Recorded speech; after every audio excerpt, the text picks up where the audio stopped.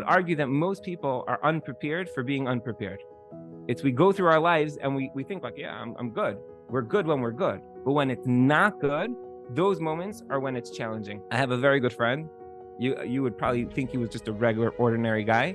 But many years ago, I met him after he was dealt a very, very serious blow. He suffered a tremendous loss. And I was talking to him. And at first I didn't know that anything happened to him. And he was just sitting like as if everything was regular. And we started talking, and then it came to light that he had just suffered a tremendous loss. And I was like, wait a minute, like you're just sitting here as if like everything's good. Like that doesn't make any sense. Like you literally just like your life is pretty devastated right now. And he was like, yeah, it was very hard. I was like, yeah, it was very hard is very hard to say. Most people would be like falling apart. He said, I'll tell you the truth. The truth is, he said that this story that happened to him right after Kol Hamayim. It was right before second days of Pesach.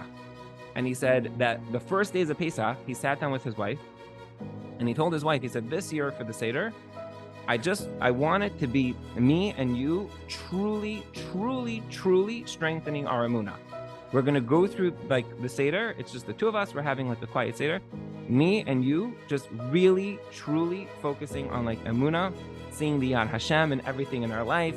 We're going to go through the song of Dayenu, the story of Dayenu, and we're going to like think in our mind that even though we have an expectation of B, C, D, E, and F, but if Hashem only gave us A in our lives, then Dayenu.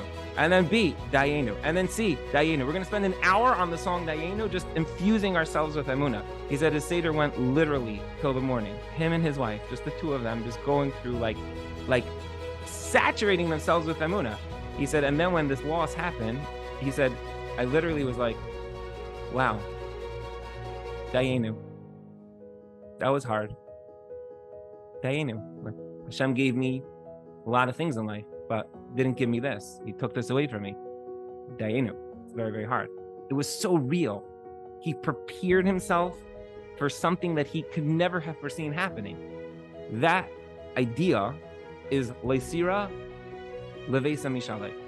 That a person's not afraid. Your equilibrium is not going to fly high or fly low when something unexpected happens in your life, because you've prepared yourself for that eventuality, even though you don't even know what you're preparing yourself for. You don't know what you're preparing for, but you're prepared.